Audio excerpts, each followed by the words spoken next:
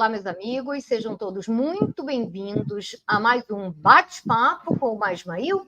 Hoje, na sexta-feira, um bate-papo extra, que você sabe que o nosso bate-papo é toda segunda-feira, 19 horas, hora de Manaus, 20 horas, hora de Brasília. Hoje, excepcionalmente, sexta-feira, nós estamos recebendo o Felipe Castelo Branco. Ele é uma pessoa que a vida inteira foi dedicada, um buscador aos fenômenos extraterrestres, tem muita informação para passar para a gente estava até conversando agora, que provavelmente vai ter parte 1, parte 2, parte 3, porque é uma vida inteira dedicada à busca dos seres extraterrestres. E antes do Felipe falar, eu vou dar a palavra, então, para o João que fez esse link com o Felipe e que vai fazer essa live comigo. Depois que o João passar a palavra para o Felipe, nós vamos deixar ele falando e a gente volta no final, então, para tirar aquelas dúvidas, para nós fazermos perguntas e vocês também, tá bom? Por favor, João, eu já vou me retirar e você, então, apresenta o Felipe. Saudações a todos. É uma honra muito grande estar nessa noite de hoje. Parece que eu me preparei 70 anos na minha vida para essas 2 horas.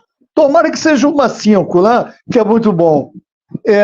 Eu gostaria imensamente, com grande alegria, apresentar o Felipe Castelo Branco, que é um dos cabeças do sistema Dáquila, que hoje é um fato no planeta Terra, no sul global, é um fato real de construção, de engenharia, de mundos que ainda seriam poesia no passado, mas se tornaram tecnologia para a humanidade. Felipe, em nome das nações do mundo, de todos os povos, línguas e nações, conte-nos essa fabulosa tecnologia que vocês já têm hoje disponível em Dáquila, que vocês juntaram com cientistas, pessoas de renome em todas as áreas, e acabaram em Dubai com Randam El Maktoum, o sheik de Dubai, o cara que embolou Dubai, e fecharam com eles uma das coisas mais espetaculares que eu já vi na minha vida. Dou-vos a palavra e, olha, abre tudo, hein? Pois boa noite a todos. Primeiro agradecendo aí o convite do Johnny, da Umaia, né? Para mim é um prazer, eu gosto muito, né, de falar, né, desses assuntos todos, principalmente desse aspecto ufológico, vamos dizer, até porque desde criança, né, desde muito pequeno, eu sempre fui muito assim atraído por todos esses temas, né? Na época, criança, jovem, né? Ficção científica e tal, nunca mais me esqueci, em 1977, no cinema Pax, em Ipanema, sou carioca, de Ipanema, assisti praticamente um mês inteiro ao Guerra nas Estrelas, o primeiro, saiu em 1977, eu fiquei assim, enlouquecido e, poxa, me marcou muito isso daí. Eu tinha um amigo meu de infância que também adorava esses assuntos todos. Infelizmente, é uma pessoa pública, eu não posso colocar o nome dele.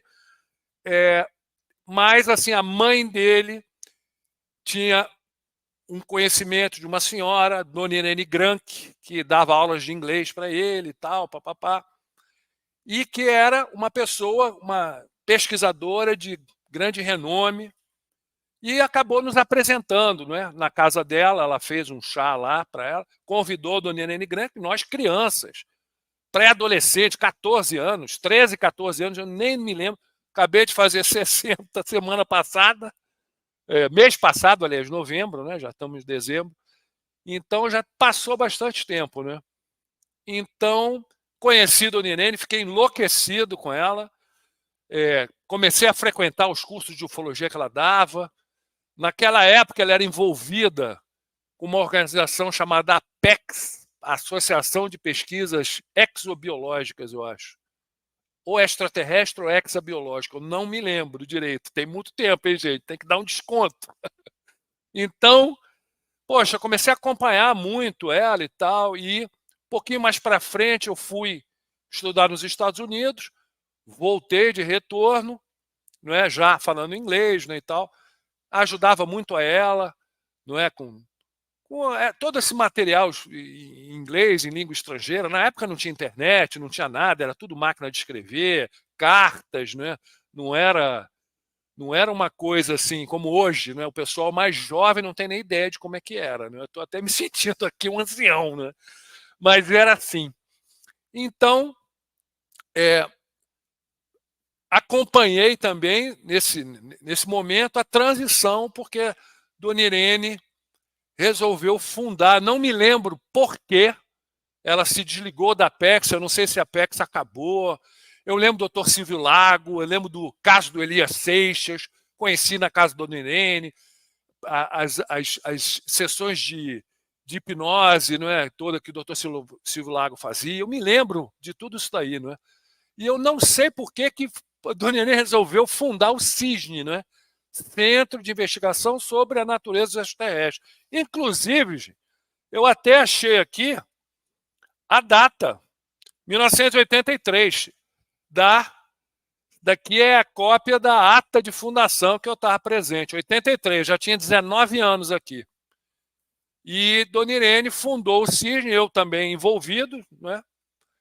Então era assim um festival, né? Participamos de inúmeros eventos. Na época, a empresa do meu pai, a Planev, apesar de meu pai achar que a gente estava louco, né? Mexendo com extraterrestre, né? Que era um assunto totalmente, gente, proibido, totalmente underground. Na época era assim, um bando de maluco, né? Só que o que acontece? Meu pai achava legal porque Dona Irene é uma pessoa super culta, sempre me incentivando a estudar, a pesquisar, a ler, né, estudar outras línguas e tal, papapá. Ele achava uma influência excelente, maravilhosa. E era uma pessoa também deliciosa, de uma cultura absurda. Dona Irene foi assim, gente, como se fosse uma avó para mim. Foi assim, tivemos vamos dizer, uma proximidade quase que familiar, não é? De família mesmo.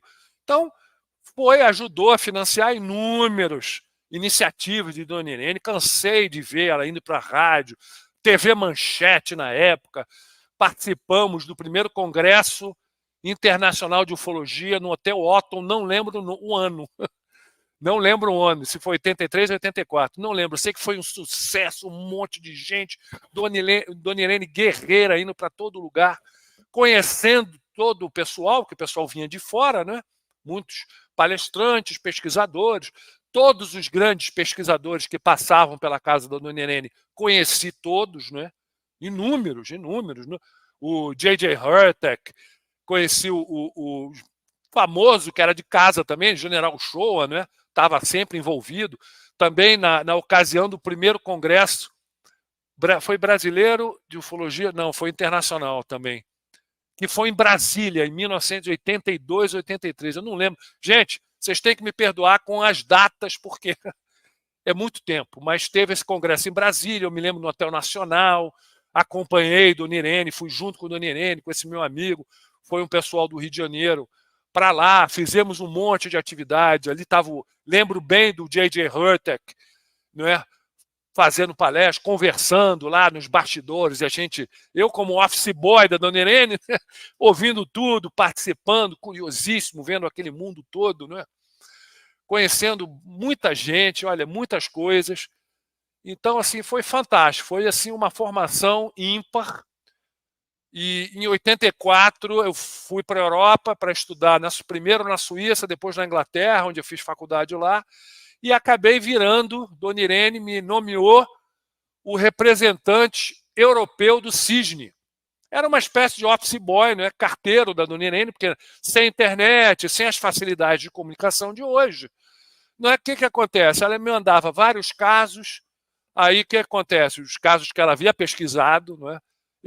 O que vinha traduzido eu já repassava para as pessoas, o que não estava traduzido traduzia e repassava, né? fiquei amigo, né? Graças a Dona Irene, gente, a Dona Irene Granck abrindo as portas para mim. Foi um privilégio ímpar. Eu não me coloco, eu fui um pesquisador, né? Naquela época, não, gente. Eu era um office boy, curioso, lia tudo, pesquisava tudo. Dona Irene era como se fosse minha tutora, né? Que era que me direcionava nas coisas todas. Era o representante europeu do CISNE. Até achei uma carta aqui do Paul Norman, da Woolworths, da Austrália. Aí. Tem muita gente que diz, como que não? Olha aí. Representante do CISNE. Inclusive, até achei um cartãozinho meu aqui. Cartão do CISNE, como era representante, Dona Irene. Presidente, Dona Irene Granck. Sempre Dona Irene na frente. Então, o que acontece? Fiquei muito próximo da Jenny Randles, da Bufora, não é? Do Gordon Crichton, que foi uma pessoa fantástica, editor do Flying Saucer Review, era a Bíblia da ufologia na época, ele ex-embaixador inglês, né, ex-cônsul embaixador na China, uma pessoa fantástica, já aposentado, morava em Kent, eu morava em Londres, eu visitava ele, conversava muito com ele e tal, era muito legal. Então, assim, foi muito rico tudo isso daí, né? Tive oportunidade de conhecer várias pessoas. Londres, um centro importante, né? Muita gente passou por lá. O Bud Hopkins, não é? Um pesquisador americano famoso pelas regressões dele, de hipnose que ele fazia, né, com as pessoas. Saiu até filme dele. O John Mack, Dr. John Mack, mais para frente, também cheguei a conhecer. Muita gente interessante, não é? Conheci com Dona Irene Granck, a doutora Gilda Moura também, que inclusive mais para frente também chegou a fazer pesquisa com o Urandir, não é? No comecinho da atuação dele no Rio de Janeiro. E, para mim, a cerejinha do bolo foi em 1989, em Frankfurt, na Alemanha. Dona Irene foi convidada para ser uma das palestrantes de um congresso de ufologia, Diálogo com o Universo, Dialogue with the Universe. Foi organizado pelo Michael Hesemann e tinha pessoas do mundo inteiro. Foi muito legal. Eu acompanhei Dona Irene também como office boy, não é, como secretário lá, ajudando, não é, direto. O interessante é que todas as conversas de bastidores, eu estava do lado da Dona Irene. Então, ouvi muita coisa interessante. Muita conversa dela, inclusive com um amigo dela, o Zacarias Sitchin. Amigo dela, Irene, mas Irene, como que eu vou falar?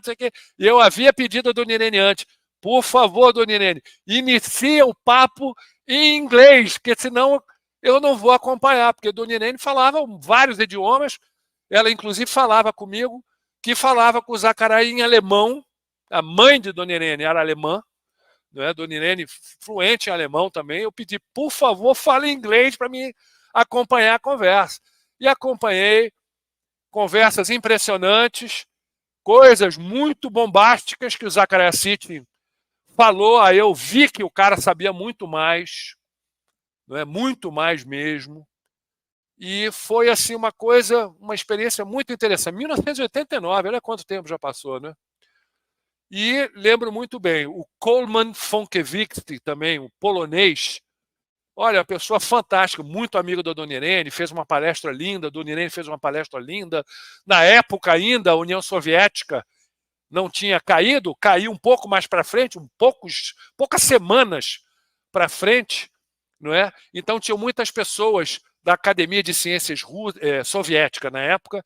Eu até lembrei, porque eu estava vendo minhas tralhas antigas, eu achei aqui cartões de visita, aqui o Sergei Bulantsev, da agência TASS, esse cara aqui, ó, muito interessante. E esse aqui, ó, o Josh Entakano, japonês, pessoal das antigas da ufologia vai lembrar desse nome, ele estava lá também. E o Valery Nagbin, da Academia de Ciências Russas, que pesquisou o caso de Voronezh, caso muito importante na época, uma assim, sensação. Foi muito legal aquilo. Então, tive essa experiência fantástica, né? Aí continuei lá, né, na Europa, aí, montando minha vida lá, fazendo minha vida lá e tal. Não tinha nenhum tipo de plano para voltar para o Brasil, nenhuma intenção nenhuma, né? Tinha montado uma empresa lá, mexendo com comércio internacional, né, com consultoria, com várias coisas, tinham sócios italianos, sócios franceses, né? É mundo executivo, né? Fui executivo da Tamoil, uma companhia de petróleo líbica, não é, mas sediada em Milão, não é?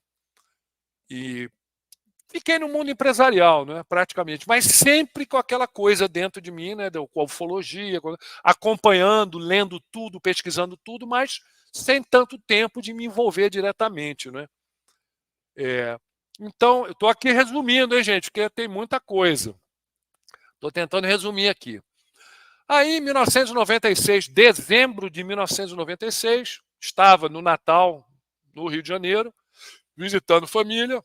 Meu irmão, que também havia conhecido Dona Irene, claro, mas, assim, ele era um curioso, não teve o envolvimento que eu tive, né? Então, ele ficou muito mexido, não é? Porque uma vez, na casa do meu pai, na Barra da Tijuca, em Nova Ipanema, morávamos numa casa lá, e a TV Educativa fez um programa com Dona Irene Granck, e a filmagem foi na minha casa. Foi num anexo que a gente tinha no fundo, aí meu irmão ficou assistindo, ficou muito impressionado com tudo aquilo, ele mais novo um pouco, né? Mas ele ficou muito impressionado com tudo aquilo. E em dezembro de 96, ele me liga, estava no Rio de Janeiro, porra, vai ter um cara aqui que vai falar de extraterrestre, você vem aqui, você que gosta desse assunto, vamos ver o que é isso aí, tal de Urandir, vamos lá ver. Bem, vamos lá, né? Fomos lá, cheguei lá, eu me lembro que é a casa de pedra que chama, a gente chamava Casa de Pedra, uma casa toda de pedra na Gávea. Tinha lá umas 30 pessoas, pouca gente assim, e começamos a assistir a palestra do Urandir Fernandes de Oliveira, né? As conversações dele, os contatos, a experiência. Mais ou menos 2 horas de palestra, não me lembro exatamente o tempo. E daí eu ouvi aquilo tudo, né? Já tinha uma bagagem grande, posso dizer que não era, nunca me reputei um expert, mas não era bobo, conheci um monte de gente, graças a Dona Irene, todo esse percurso todo, né? Participei de algumas pesquisas com ela, fomos em vários lugares. Né? Me lembro do JJ Benítez, lá na casa do Irene, fomos a Angra dos Reis, onde um filho dela, o Ludovico, o filho mais velho dela, morava, eu acho, por ali, por Angra dos Reis. Tem tempo, hein, gente? Me dê um desconto. Lembro também do Karl Brugger, que escreveu Crônicas de Akakor também, muito interessante, 1980 e alguma coisa, comecinho ali. Então, assim, já tinha uma experiência, não é? Já tinha. Eu ouvi aquilo tudo e falei, esse cara é maluco, gente. O que esse cara está falando? Esse cara não tem nem ideia do que é. Contato, como que se dá, extraterrestre, como é que... Porque tudo que ele falou nas 2 horas que eu fiquei lá escutando, mas não tinha absolutamente nada a ver com os meus quase 30 anos, né? 80, 90, 2000, 80, 90. Vamos botar aí 25 anos já nas costas. Então, eu fiquei assim, poxa, que coisa, né? Maluca, que coisa, que cara doido, que cara de pau. Fiquei até meio revoltado, assim, pô, perdi meu tempo. Só que no final, agora eu vou mostrar para vocês terem uma ideia. Quando ele falou mostrar, eu falei, peraí, mostrar o quê? Como assim mostrar? Aí eu falei, pô, peraí, vamos ver isso aqui, eu vou ficar para ver. Eu sei que eu lembro que ele falou assim, olha, eu vou mostrar para vocês agora como é que se dá as coisas, para vocês terem uma ideia, papapá. Eu não me lembro exatamente o que ele falou, mas eu sei que uma bola de luz, gente, uma esfera de luz iluminada, saiu do teto e começou a flutuar em cima das nossas cabeças. Quando eu olhei aquilo, eu fiquei, pô, peraí, não é possível um negócio desse. E não era bobo com esse tipo de fenômeno. Porque eu conheci com Dona Irene Granck o Thomas Green Morton, tá? Tem um pesquisador americano, se não me engano, era um antropólogo americano, o nome dele era Gary Richmond.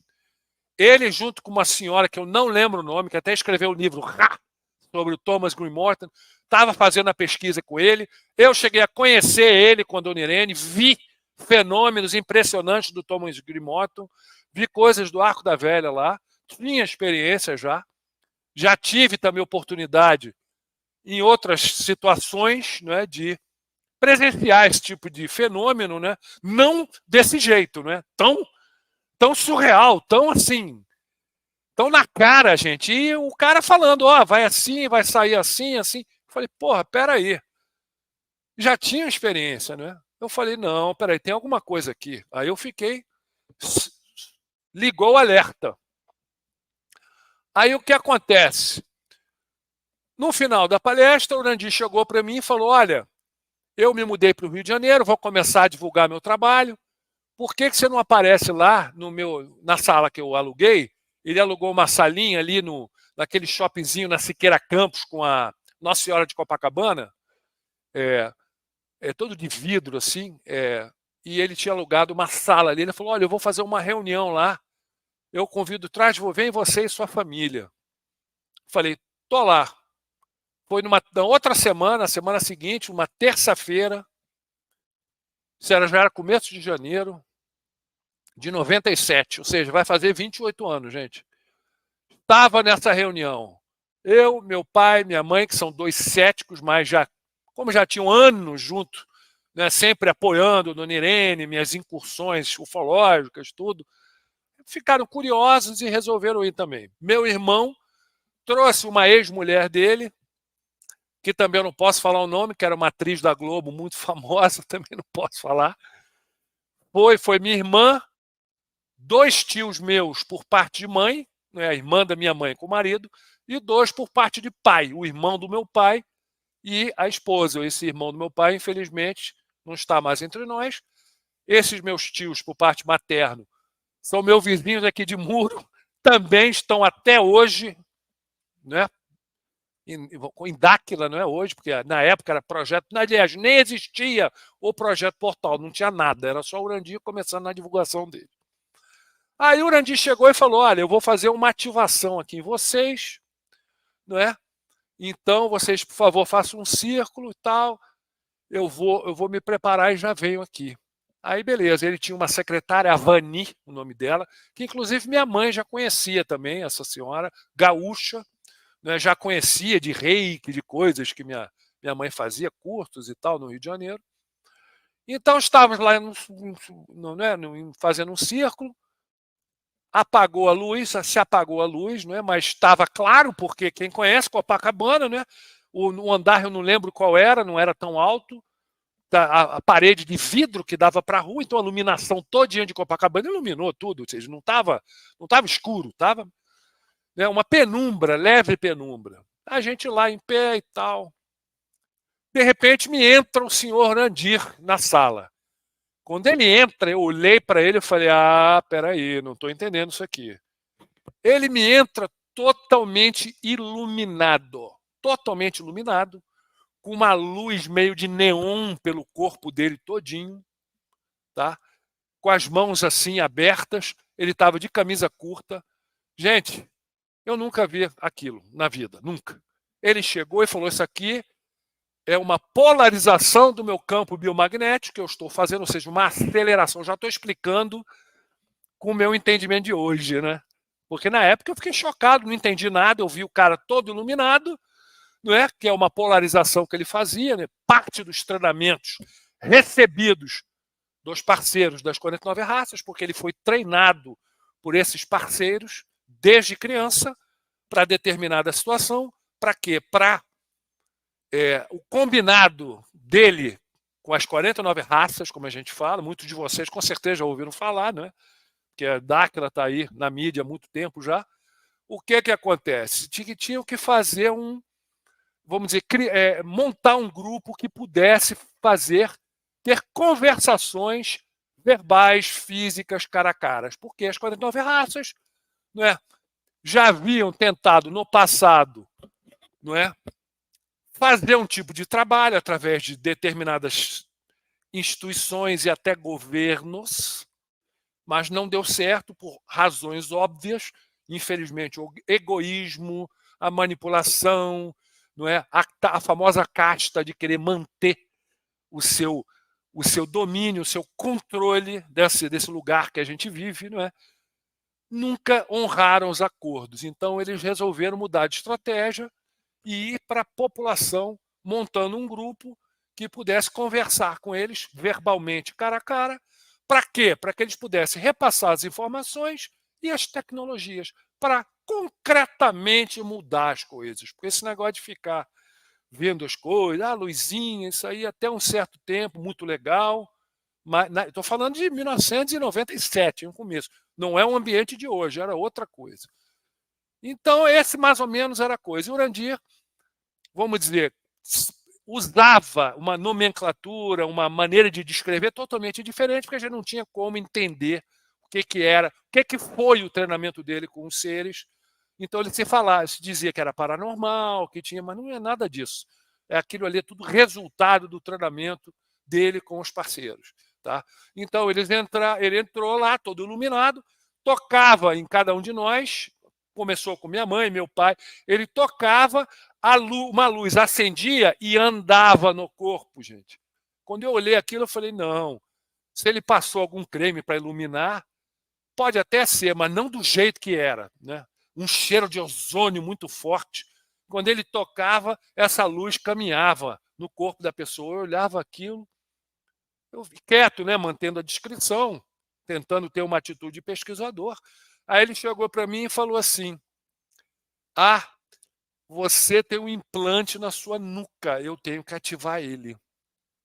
Pode doer um pouquinho e pode inchar, mas seria interessante. Posso? Eu não sei se ele falou seria interessante, mas ele é uma coisa que você deveria fazer e tal, me pediu autorização. Eu pensando comigo, esse cara já deve ter visto alguma coisa sobre mim, já deve ter visto que eu gosto do assunto, e ele vem com esse papinho de abduzido, de implantezinho, eu rindo, né? Na minha cabeça. Eu olhei, tudo bem, vai lá. Totalmente cético já, né? Olhando, porque eu sempre, né? Fui muito cauto, muito pé no chão, tinha larga experiência já, né? Aí ele veio, gente, ele me mostrou ainda as mãos dele, com aquela luz de neon. Olha, e após isso aí, no comecinho, mas eu cansei de ver os seres com essa luz de neon no corpo deles acesas. Cansei, ou seja, é uma peculiaridade desse tipo de treinamento, isso aí. A gente vai falando, né, e vai, porque é muita coisa, como eu falei até para o Maia antes, é muito assunto, é muito entrelaçado, e vamos tentar aqui, né, fazer de um jeito que as pessoas entendam. Então, ele veio e tocou levemente, mas levemente, suave, ele só fez assim, ó, na minha nuca. A sensação que eu tive é que alguém com um prego e uma marretinha, sabe aquelas marretinhas, tinha dado uma paulada na minha nuca, eu já senti aquela dor, parecia que estava entrando um treco. Eu falei, que é isso, gente? Eu falei, Urandir, que é isso? Ele, não, porque você tem esse implante, era bom eu fazer umas ativações com você precisa se preparar com esse implante. Eu fiquei pensando, gente, que coisa é essa? Eu senti uma dor absurda, ele tocou levemente no meu pescoço, não tinha nada na mão, não tinha... Olha, eu fiquei impressionado. Ele falou, olha, você volta aqui que eu vou começar a fazer essa ativação em você. Eu estava para retornar para a Itália, né? E eu falei, bem, eu venho daqui a 2 dias, então. Aliás, veio na outra semana, porque no outro fim de semana eu estava retornando. Aí ele, tudo bem, pode vir. Se inchar, você bota gelo.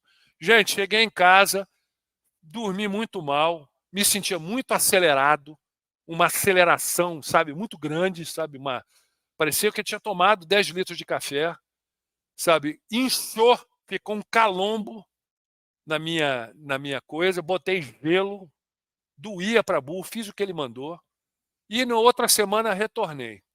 Cheguei lá, ele falou assim, vem cá, olha, eu vou fazer vamos dizer, uma pequena ativação em você e vou ligar para você ver do que se trata.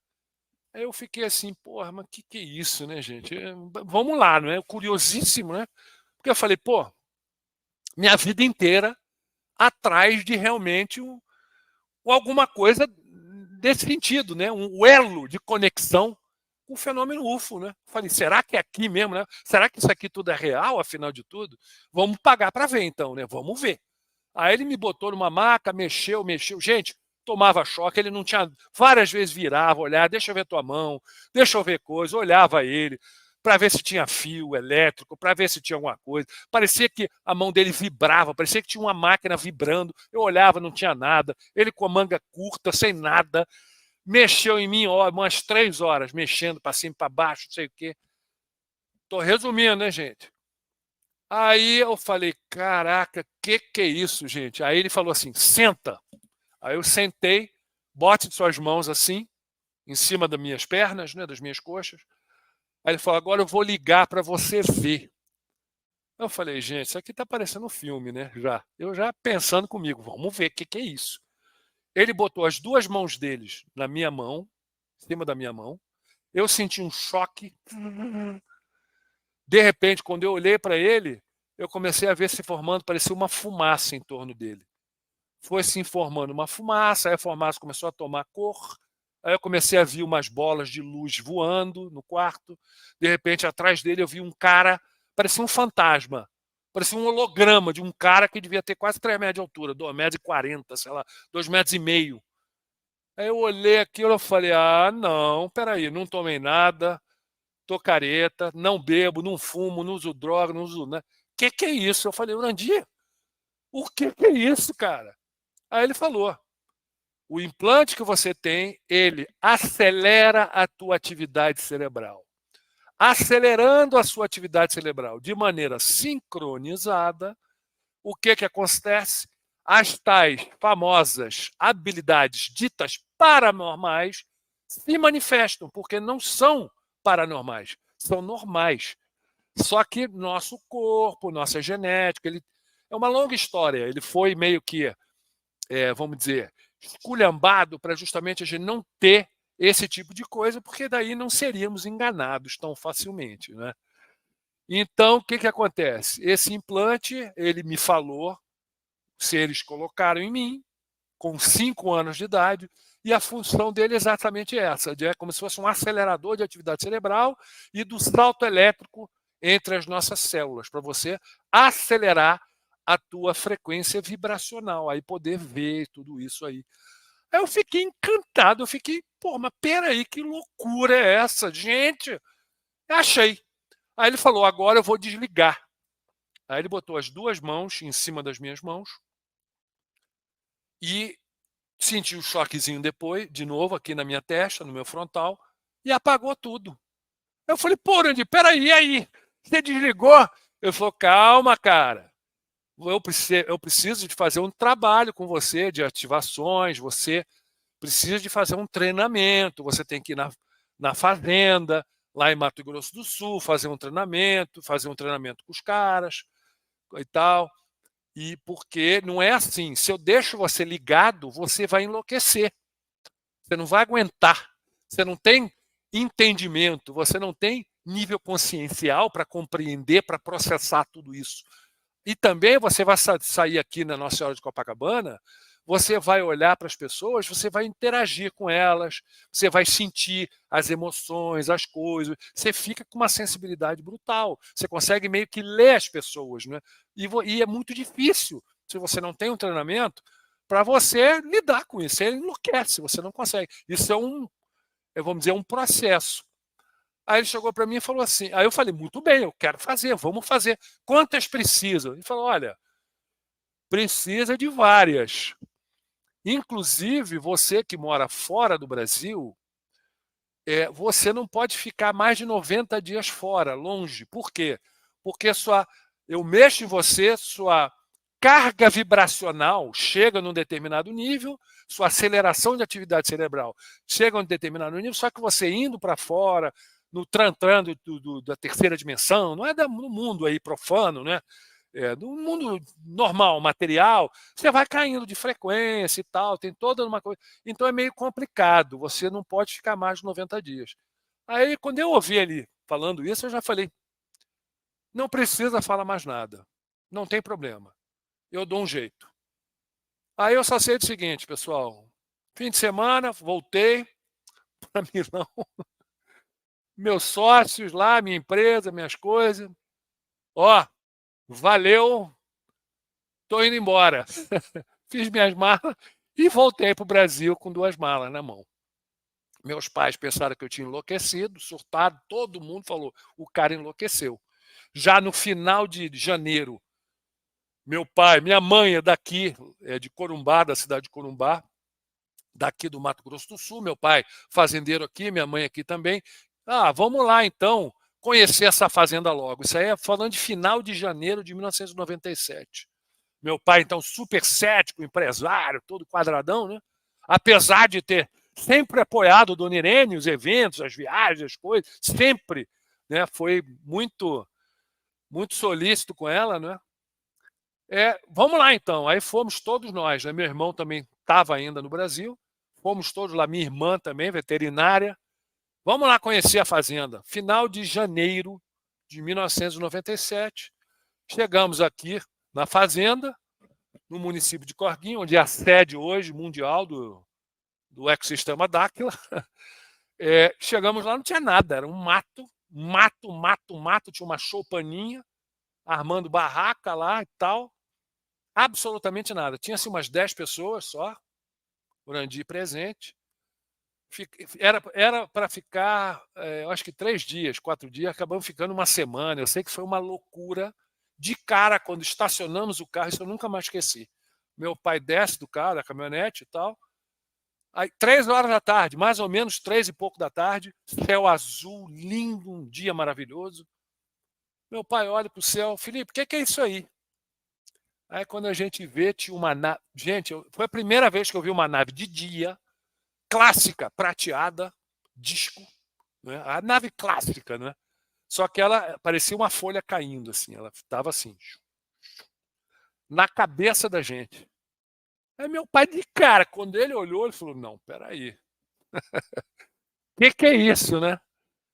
E daí foi uma semana de, poxa, gente, naquela época, os parceiros, como hoje chamamos, né, eles davam muita cancha, porque, obviamente, só o Urandir treinado, conversando com eles, todas as informações que eles nos passavam, e é 1% do que a gente hoje sabe, que continua sendo 1% também, cada vez mais que a gente recebe as informações, né, as tecnologias e tudo, tem mais perguntas, você vê que a gente não sabe nada mesmo, é tudo manipulado, nossa história é manipulada, nossa ciência é manipulada, tudo manipulado, vivemos uma grande mentira, vivemos de fato num mundo fabricado, como eu gosto de falar no meu canal, um mundo, uma matrix, não é virtual, ela foi de fato construída, mas não tem nada a ver com o mundo real mesmo, não é uma grande fantasia, é uma prisão para todos nós, né?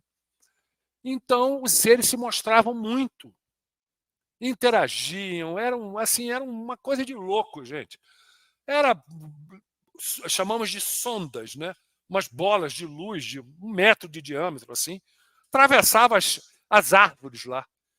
Tinha só um ponto de trabalho na época, que era um platô em cima de um morro que a gente tinha que subir com uma corda, tinha uma picada.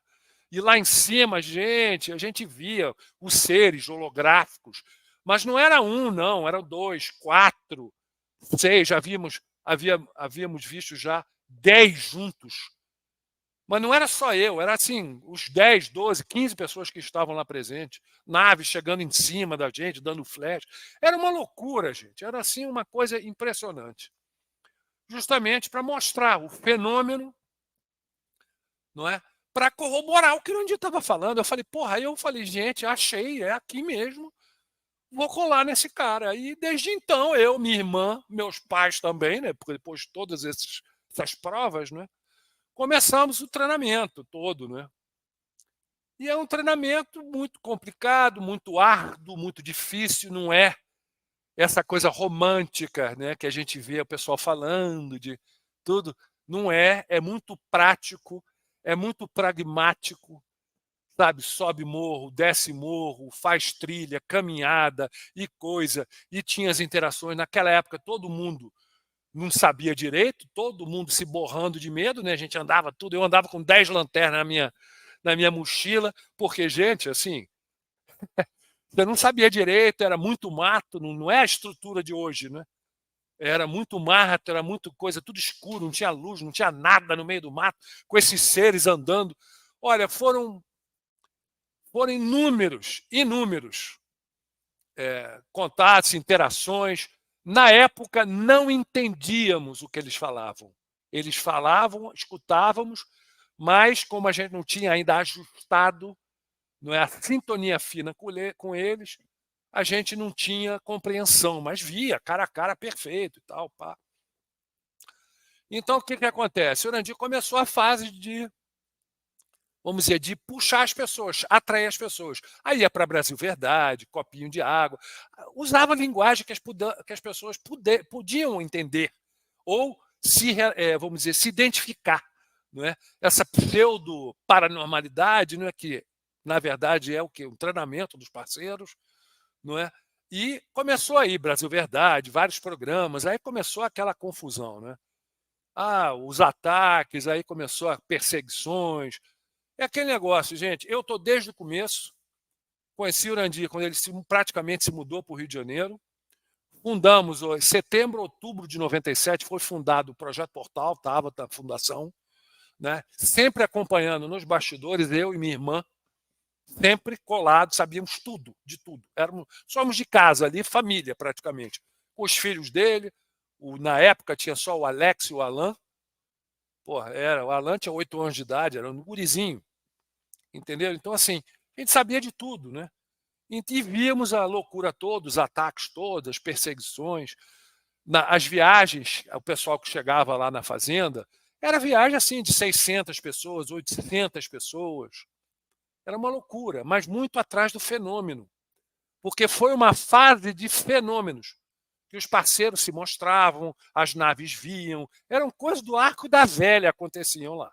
Um monte, milhares de pessoas tiveram essas interações, essas coisas, mas na hora do treinamento, por isso que é interessante isso, paradoxo, né?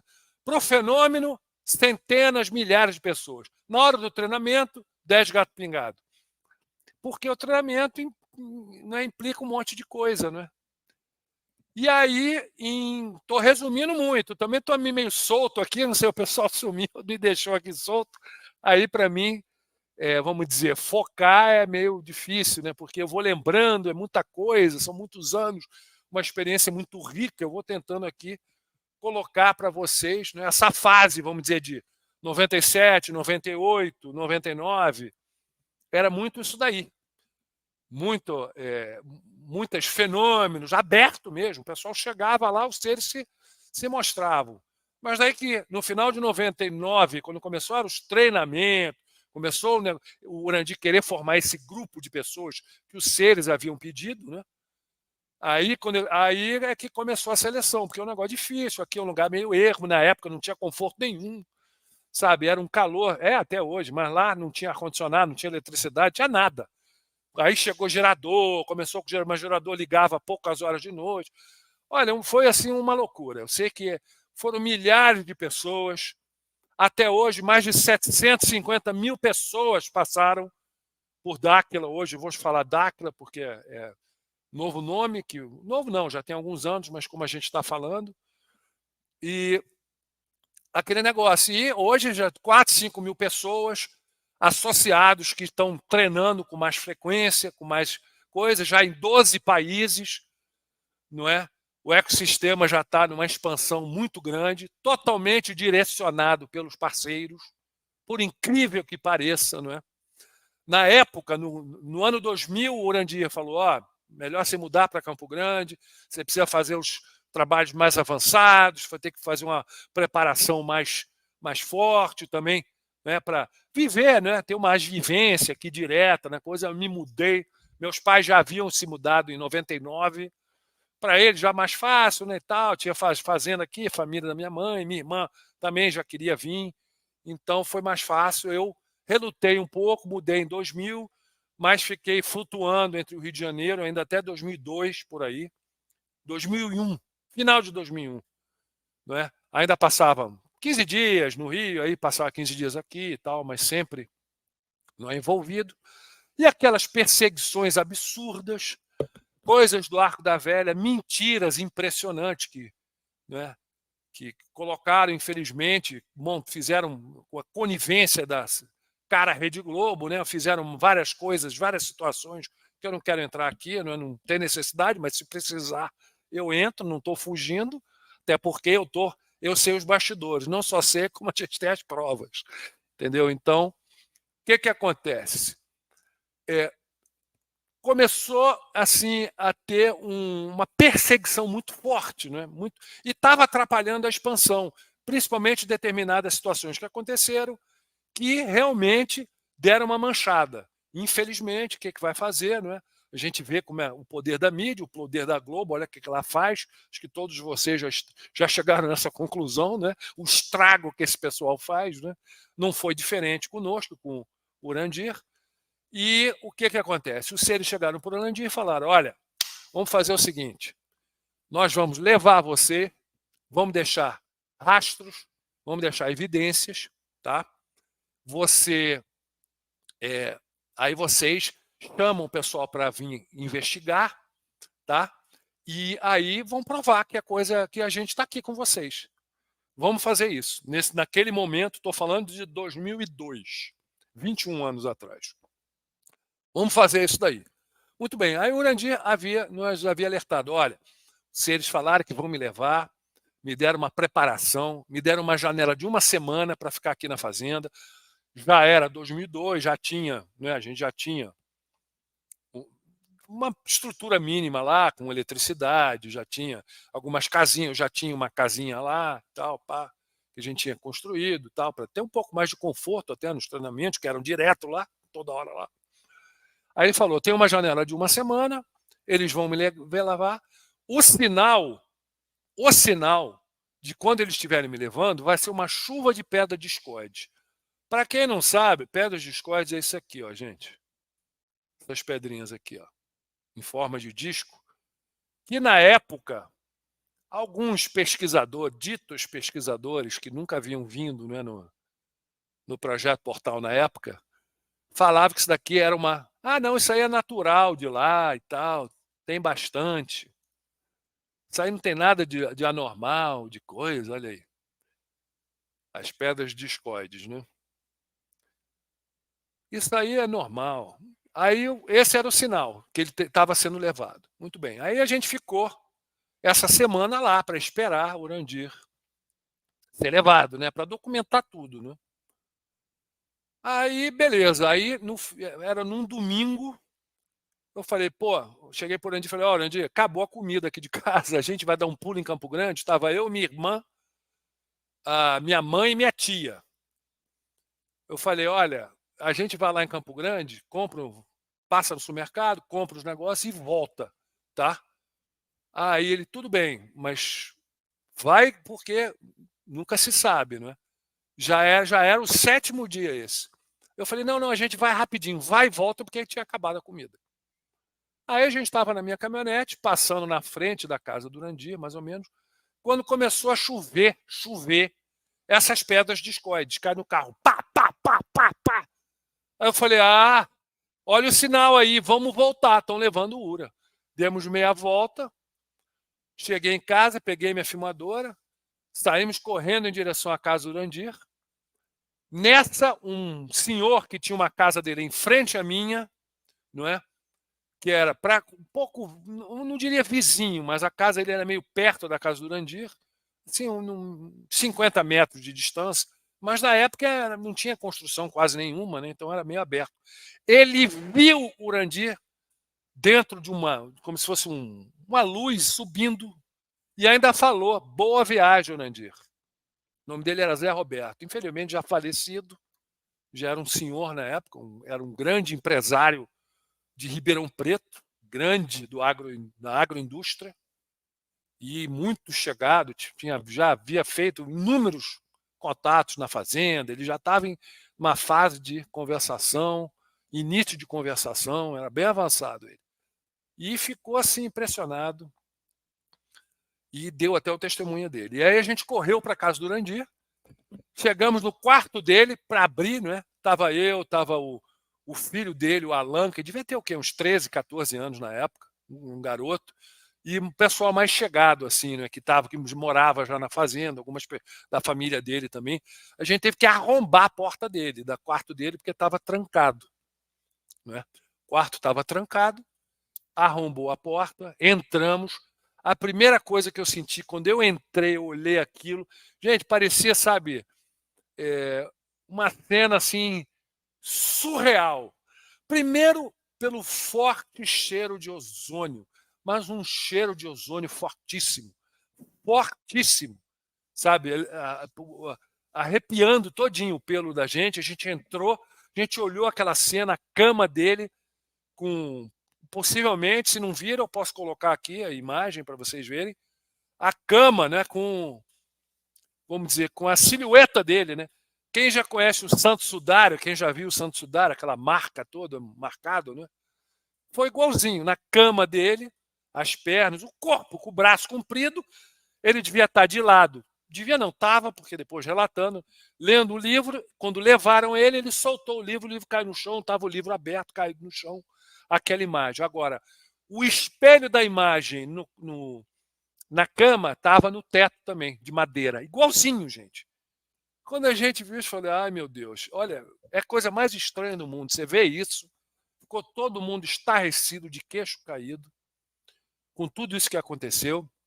Resumindo, 3 dias depois, me aparece o Urandir, se eles deixam ele de volta num ponto da fazenda, aí ele vem todo pintado, ele cheio de mancha no rosto, no corpo, umas manchas avermelhadas. Ele falou que era reação, é como se fosse uma espécie de reação, não é? Que ele teve dessa vez. Ele, obviamente, foi outras vezes, né? Só que depois não, isso aí passou por, né, acho que é algum tipo de adaptação já feita, né? De tanto que ele foi, essa vez ele veio meio pintado. E aí o que aconteceu? Gente, vamos documentar tudo e tal. Aí o que acontece? Começou a ladainha. A gente ouvindo aí o pessoal aqui, os ufólogos aqui no Brasil, começou a ladainha. Isso daí é mentira, isso aí é invenção do Urandir. Aí o outro falando, não, aquilo ali é um ferro de passar que ele queimou. Ninguém se deu o trabalho de vir na fazenda e fazer a pesquisa. Ninguém. Só aí pontificando, a mídia dando brecha, abrindo as portas, dando suporte, reverberando todas essas mentiras, essas falácias, essas construções. Aí o que aconteceu? Eu falei, bem, olha o muro que está. Todo mundo, essas pedras de discórdia é normal de lá, isso daí foi o fogo, foi como é que chama? O ferro de passar. Inventaram um bando de coisas sem nunca ter pisado ali. Aí os seres chegaram por onde e falaram, olha, é melhor vocês fazerem uma propagação no exterior, porque aqui o muro não vai. Infelizmente, tem algumas pessoas que controlam a narrativa aqui no Brasil, e isso aí as outras pessoas, em vez de vir olhar com os próprios olhos, fazer, ficou ouvindo a narrativa desse pessoal. Então, eu contatei uma pessoa nos Estados Unidos, o nome dele é Jeff Rense, que ele tem um programa muito famoso lá. Até hoje, eu já era ouvinte do programa dele na rádio. Ele primeiro teve um programa chamado Sightings, né? Sightings é avistamento, né? Onde ele abordava não só ufologia, como outros tópicos afins. E ele tinha mudado para o programa dele próprio, Rance, programa com o nome dele, Rance Radio, que era o nome. Até hoje é o Rance Radio, né? Até hoje tem. Então eu mandei algumas fotos e mandei para ele. Olha o que aconteceu no Brasil. Prontamente ele me ligou, ele falou, meu Deus do céu, isso é impressionante, eu vou botar no meu site, vou fazer uma entrevista com você. Com vocês, aliás, porque ele queria entrevistar o Urandir. Eu falei, olha, ele não fala inglês, mas eu traduzo. Vamos lá. Fizemos um programa que foi um sucesso absurdo, ele ficou extasiado. E alguns dias depois, eu recebi um telefonema Eu estava até no nosso núcleo de São Paulo, eu não estava aqui em Campo Grande, eu estava no núcleo de São Paulo, do então Projeto Portal. Recebi um telefonema da famosíssima jornalista americana, da Linda Moulton Howe, que eu acho que todo mundo conhece. Eu acho a galera da ufologia, quem lida com ufologia já ouviu falar da Linda Moulton Howe, né? E da credibilidade dela. Ela me liga, me dando uma mega assim, bronca. Mas vocês, que arrogância, que audácia é essa? Vocês fizeram esse programa e falaram isso tudo que vocês falaram, isso não existe. Que eu sou isso, sou aquilo, porque eu investigo abduções no mundo inteiro, nunca ouvi nada igual. A mulher começou a me hostilizar. Engraçado, né? Olha como é que é o modus operandi do pessoal. Em vez de saber do que se trata e investigar, quando é uma situação que não bate com o paradigma oficial, aceito, com o paradigma tutelado pelos caciques da ufologia mundial, aí não pode. Não foi através de mim. Como que vocês foram no Jeff Rense? Não foi através de mim. Engraçado, né? Esse modus operandi, né? A gente não vê isso em outras áreas. A gente não viu esse modus operandi agora, em 2020. Vocês não viram as narrativas oficiais e o que aconteceu de fato? Porque agora, com o afrouxo da censura, principalmente no Twitter, o X, a gente está vendo o que nego fez, o que nego aprontou, não é? Ou então, para quem é mais das antigas da ufologia, vocês não lembram como é que era o noticiário, a grande mídia, como é que eles falavam de ufologia? Sempre sacaneando, de maneira jocosa, ridicularizando, coisa de maluco, o famoso tin-foiled hat, né? os chapéus de alumínio, né, colocados, né? Ou seja, era um bando de maluco. Aí a gente está vendo o quê? Desde 2019, a grande mídia americana todinha afirmando, mostrando, não é, evidências, filmagens por militares e tal, não trata mais de maneira jocosa, convida militares, convida pessoas do Departamento de Estado, Departamento de Defesa, Ministério da Defesa, Pentágono, um general israelense aposentado, chefe da segurança do programa espacial israelense, afirmando que Israel, que os Estados Unidos tinham contato, tinham coisa. Não é assim, fazendo ilações, afirmando. Só que a população não estava preparada. Ou seja, uma disclosure soft, uma leve disclosure acontecendo, uma abertura já acontecendo. E ninguém se deu conta, porque estranhamente foi concomitante com a pandemia aí. Estranho, né? Grandes âncoras americanos escancarando, falando com todas as palavras. Como é que muda, né? Eles podem, né? Quando eram outras pessoas, vocês têm que entender o seguinte: quando o fluxo de informação não vem dos poderosos, dos caciques, dos cardeais, né? Se não está de acordo com o paradigma oficial, aí tem que ser combatido, porque vai expor o quê?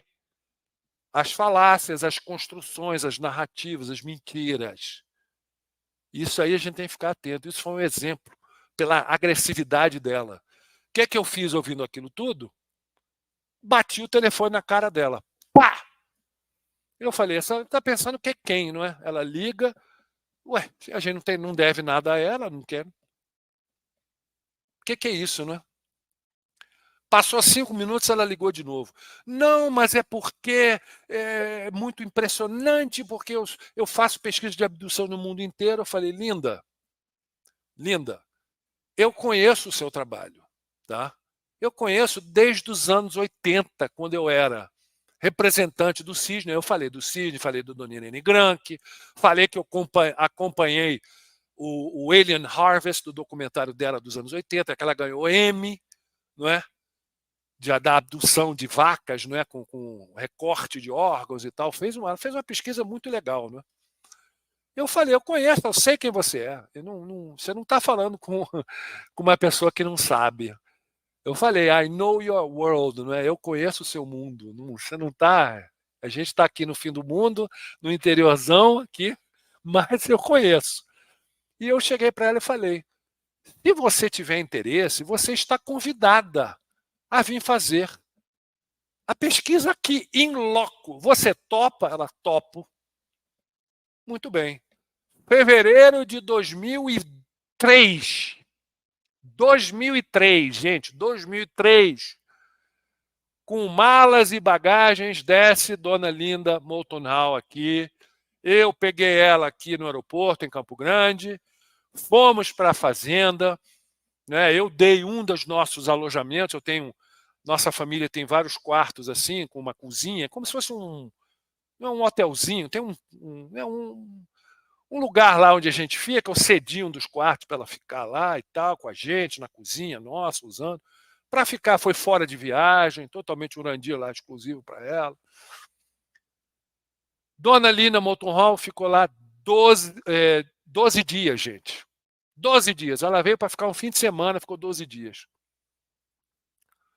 Levou lençóis, levou o diabo 4, um monte de pedra discoide, levou um monte das evidências, fez vários avistamentos lá conosco, fez várias situações, teve várias situações lá, não é? Vários trabalhos que foram feitos juntos conosco, eu presente, vendo, ela viu. E ela pediu uma conversa reservada com o Urandir, eu participei dessa conversa, onde ela falou coisas impressionantes, veio fazer perguntas impressionantes. Infelizmente, eu não posso falar abertamente, mas eu tenho gravado tudo. Gravado não, filmado. Eu gravei tudo isso daí. Tá num lugar seguro, nunca revelei, não tenho autorização.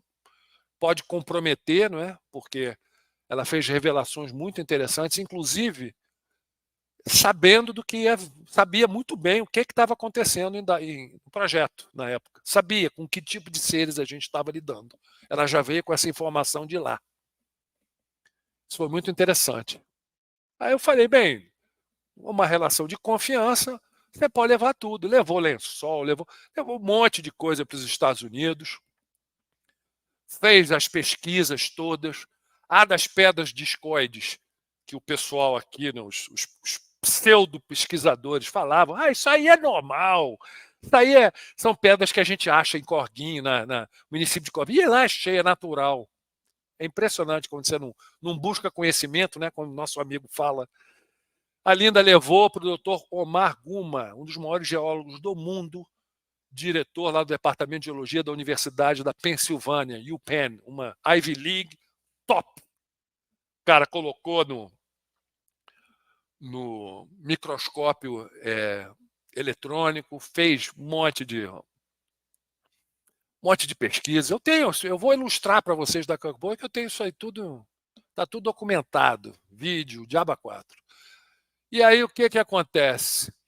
Ele viu, olha, isso daqui é tecnologia, eu não sei como é que fizeram, isso aqui é uma força centrífuga, e ele identificou também cristais de cubanita, que temos dentro da nossa pineal, né, para quem não sabe, e cristais que ele nunca viu, não são daqui, nunca viu. Então, tem vários geólogos do departamento, estudantes, veio um monte de gente ver, que nunca tinham visto nada igual, cristais lá totalmente desconhecidos, coisas do Arco da Velha.